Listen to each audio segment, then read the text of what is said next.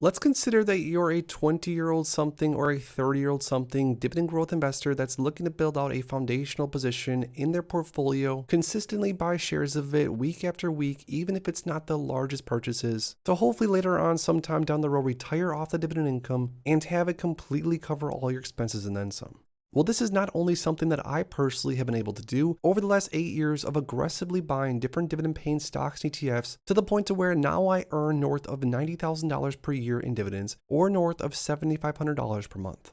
So in this video, especially for newer investors just looking to get their feet wet when it comes to dividend investing, I wanted to break down the actual math of what it would look like for an investor to simply buy $125 per month worth of SCHD ETF, let's say throughout your 20s, 30s, and 40s. And I wanted to prove to you guys how even that small amount of money can and most likely will turn into a boatload of capital later on, including a substantial amount of dividends consistently. So if you want to see what just $125 per month into the Schwab US Dividend Equity ETF would turn into later on, make sure to stick around, drop a like down below, and let's get right into it. If you are a dividend investor who wants to level up your portfolio, you need to be tracking your dividend income consistently. And that's why I created the perfect dividend tracker that I've used to scale my dividend income up to all-time highs over the last year. Now, along with this dividend tracker, you're also going to receive my A to Z dividend investing ebook, which shows you how I personally started from $0 several years ago to now where I earn over $7,500 per month in dividends. So if you want this tracker and the ebook, go to the first link down below in my description and grab it today. So first, before we go over the shocking math and I share with you guys what that would look like, I wanted to go over why we're utilizing this ETF specifically for this theoretical situation.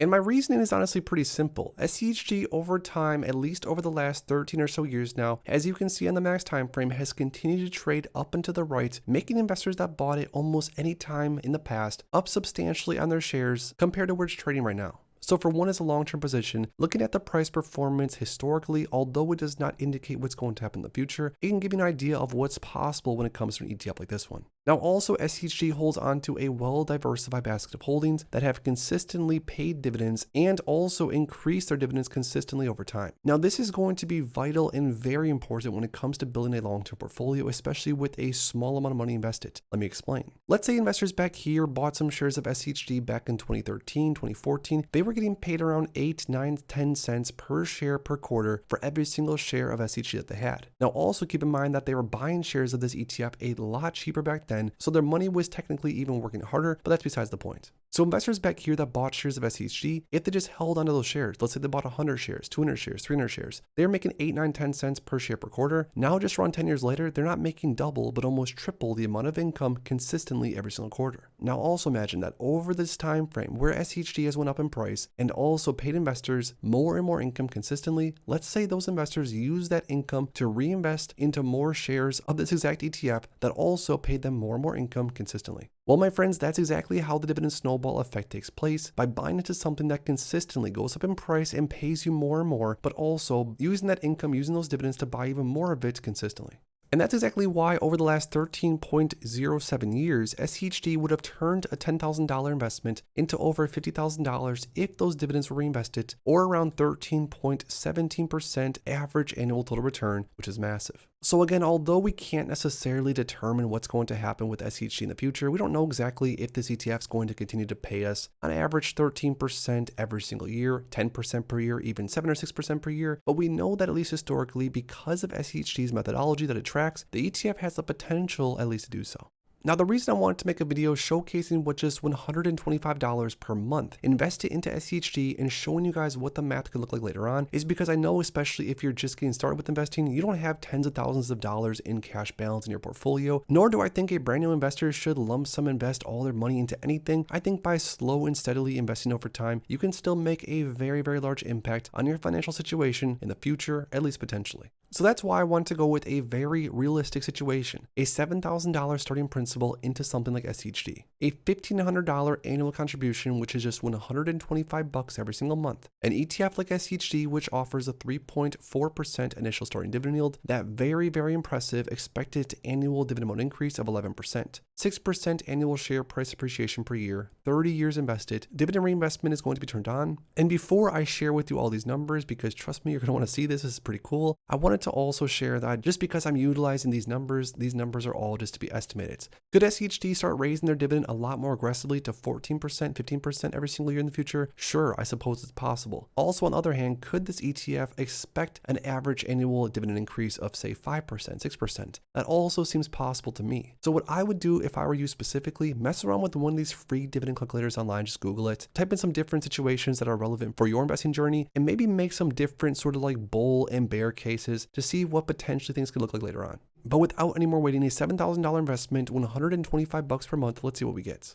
So the first 12 years would look something like this, again, just based off all these numbers. The $7,000 initial principal would pay around $241 per year in dividends. Not necessarily anything crazy, not enough to retire off of anytime soon, but still moving on. A $1,500 annual contribution, or just $125 per month, gives you an ending balance of around $9,100, which year number 2 would pay around $329 already. Now, by year number 5, the portfolio that started at $7,000 would already be almost up to $17,000 and almost $700 per year in dividends. By year number 10, the portfolio would be up to $36,000 and almost $2,000 in dividends at this point per year. Again, not necessarily enough to live off of, maybe enough to pay a bill or two with. But the most important point here is that you're getting more annual dividend income to then reinvest into more shares of this ETF. Because if you do the math, year number 1, you can only buy so many more shares with reinvesting your dividends with $240. But by year number 12, let's say, we're already up to $2,700. This can buy you a lot more shares per year of this ETF. Now, by year number 20, we're at $134,000 and over $11,000 per year in dividends. Now we're getting to the point to where you can buy a significant portion of more shares of this ETF every single quarter that you're getting paid out from that dividend.